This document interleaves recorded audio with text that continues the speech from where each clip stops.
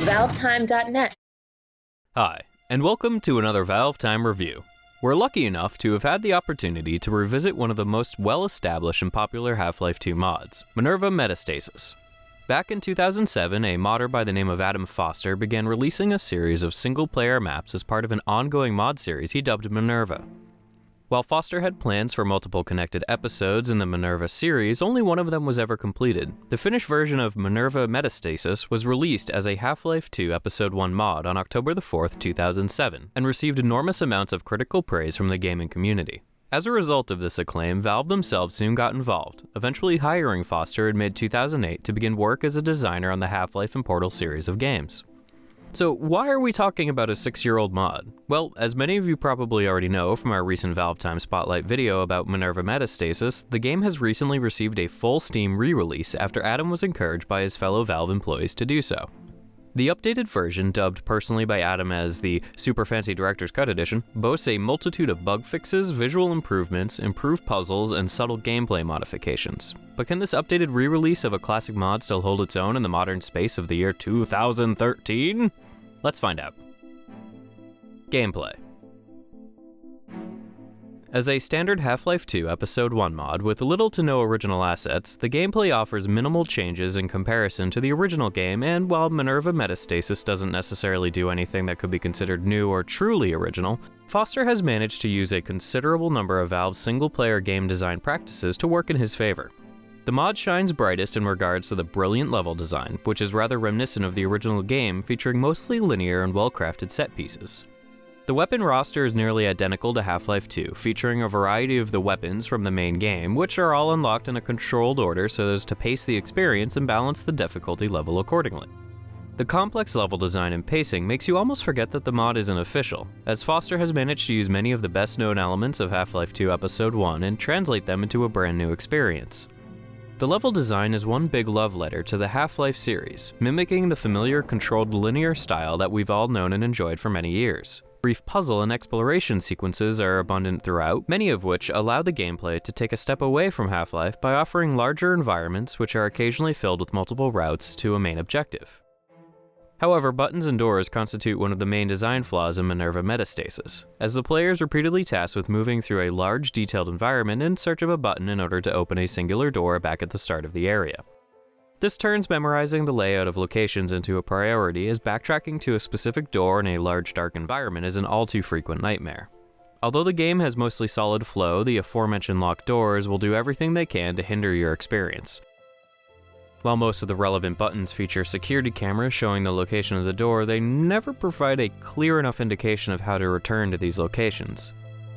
Puzzle sequences are for the most part solid and enjoyable, minus a few which appear towards the finale that provides little to no instruction or insight on how to progress. Redesigning a few of the original puzzles with more obvious or intuitive solutions would have gone a long way to help keep up the pace of the otherwise fantastic gameplay experience. Narrative. As with many Half-Life 2 mods, Minerva Metastasis has an original storyline that takes place somewhere in the existing Half-Life universe around the time of the Combine occupation of Earth. Sticking with Half-Life tradition, you play as a silent and faceless protagonist who is dispatched to a small Combine-controlled island to investigate a mysterious facility deep within the center of the landmass. You're joined by title character Minerva, an off-screen associate of the protagonist who regularly acts as a guide, motivator, narrative commentator, occasional smack talker, and everything in between. Unlike most modern video games supporting characters, Minerva is never directly seen or heard, and is only able to directly communicate with the player in the form of computerized bleeps and modem noises that signal on-screen text prompts which appear at set moments throughout the experience. The on-screen prompts have a certain retro charm about them, especially when compared to the surrounding Combine technology.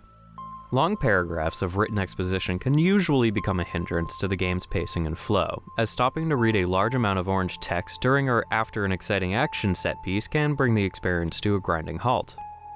This issue is especially emphasized by the very short reading time limit placed on almost every message.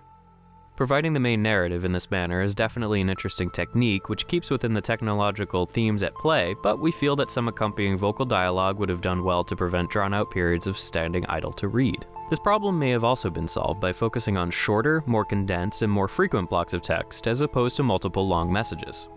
While the character of Minerva initially comes across as extremely bitter and cold, she gradually grows to show more of her compassion and sympathy for the protagonist as the pair get themselves into deeper and riskier waters. Though we still feel it would have been interesting to see more development for Minerva, as the short play length leaves a lot to be desired considering how deep this narrative rabbit hole seems to go. To be fair, character development is clearly not the main focus of Minerva, as the mod establishes a much greater focus on environment design and deeper subtext to highlight many of the existing themes of slavery, death, and large-scale destruction, which are present in Half-Life 2 Episode 1. Several major and clearly inserted references to Greek mythology also manage to elevate and enhance the game's narrative scope.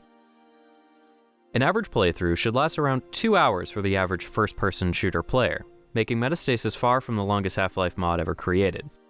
The short playtime prevents the game's characters, environments, or set pieces from overstaying their welcomes, although we should emphasize that it would have been nice to explore the deep narrative more thoroughly. While Minerva is definitely an intriguing character, the player is never really given the opportunity to paint a full picture of her true motivations or personality, aside from fragments of information strung throughout the many different paragraphs of on-screen exposition. That having been said, the mod's length isn't really worth worrying about given the high quality of the experience. Presentation. While almost all of the physical assets found in the final game are taken from Valve's own series, Foster has used existing props, sounds, NPCs, and particle effects to great effect by grounding the experience within the established Half-Life universe. This familiar representation helps maintain the world's believability and originality without allowing it to feel totally alien or disjointed from existing lore. This visual consistency is further enhanced as the mod manages to replicate the clashing blue and orange color schemes, destroyed Combine architecture, and environment aesthetics present in Half-Life 2 Episode 1.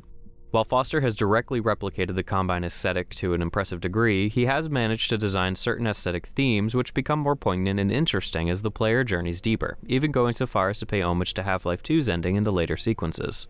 While we won't deny that the mod definitely shows its age, it's extremely difficult to ignore the stunning visual set pieces apparent throughout the experience. From the vast underground structures of the Combine base, to the giant dimensional portal and a variety of destructive set pieces, it is clear that an amazing amount of work has gone into making the mod look as good as possible, which is especially impressive considering the usage of the now outdated toolset that is the Source SDK.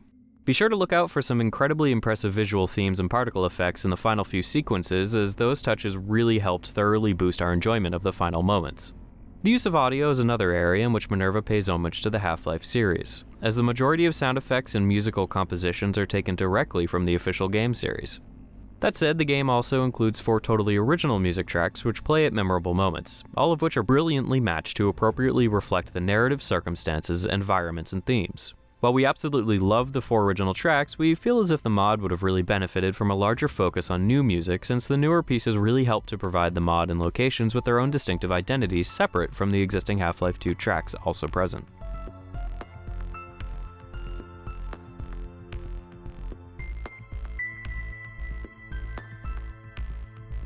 Performance.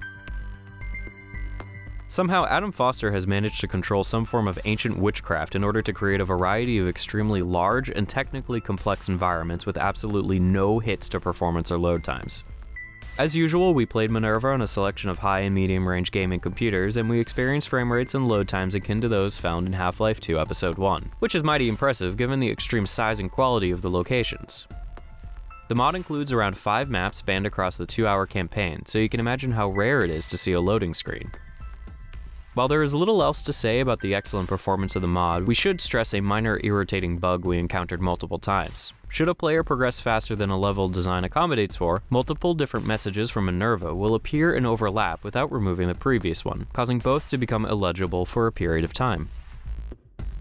Conclusion. You might have noticed that we've done away with our review scores and replaced them with more streamlined recommendations for each category. Finally. As you can see, we really can't recommend the mod highly enough. Put simply, Minerva Metastasis is a beautifully constructed mod which takes some of the best gameplay elements from Half-Life 2 and combines them with the top quality visuals, resulting in a brief yet amazingly inspired narrative experience. If you've been on the fence about downloading this mod, we strongly urge you to give it a try, especially considering that the mod is now freely available and easily accessible on Steam. Admittedly, it does have a few minor problems here and there, but we feel there are few single-player mods that can honestly live up to this kind of reputation. If you'd like to find out more about Minerva Metastasis, we've included a variety of links in the video description. Thanks for watching, and we hope you enjoyed our review. Stay tuned for more ValveTime videos, news, and reviews coming soon. Bye for now.